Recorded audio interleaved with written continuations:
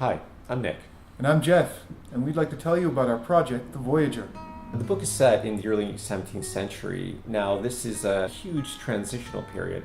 The Reformation is in full swing. We have witch hunts going on throughout Spain and France. And on top of all that, you have this new wave of thinkers that are starting to emerge. Our main character, Finton, he's the one that we can all really relate to. He's this very ordinary kid who's thrown into all these events. And he's our vessel, essentially, throughout the story. His cousin Rory, who's a mercenary, has come from Europe. He's kind of come back to Ireland. He's basically running from something. He's got this strange coin around his neck. Finton's kind of like puzzled by it. Rory is a guy who's just in it for the money. He found this coin. He has no real idea what it means. He doesn't really fully appreciate the stakes. The driving antagonist in this story is Sandoval. He's a priest. He's a high-ranking Spanish inquisitor who's after the coin around Rory's neck. Sandoval is the guy who knows what the coin is. When they come looking for Rory and they find him, that leads Finton out of his ordinary world into this world of adventure. At the heart of it, the story comes down to science versus religion.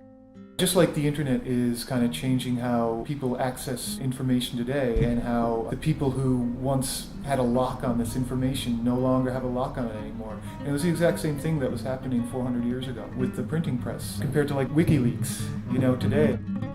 We first started off over 2 years ago with a 13-page sampler. And at the time, I rendered the drawings very classically. But the further we were going, there was something that was missing. And I guess the idea started generating. If you look at the current drawings that we were finally happy with, it's very photorealistic, but completely drawn with ink. It helps to really capture this atmosphere. It helps really bring you there. Having Nick work on it is a dream come true for me. From the level of emotion he's able to convey in the characters' faces to the detail and layout of the scenery. It's really not like anything else that's out there right now.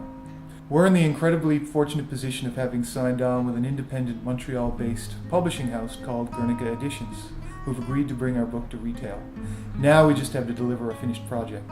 This fan-funded edition of The Voyageur will partly cover the costs associated with pre-press, and most importantly, it will allow Nick to continue putting his heart and soul into every panel. We've done the research, we've found a publisher, and the 74-page book is just about halfway there. We've taken a good deal of time to come up with some great rewards, so please feel free to check them out. Thanks for listening. The two of us are extremely excited about this project, and with your help, we know that we can make this a reality. Every donation helps. Thank you, thank you, thank you so much.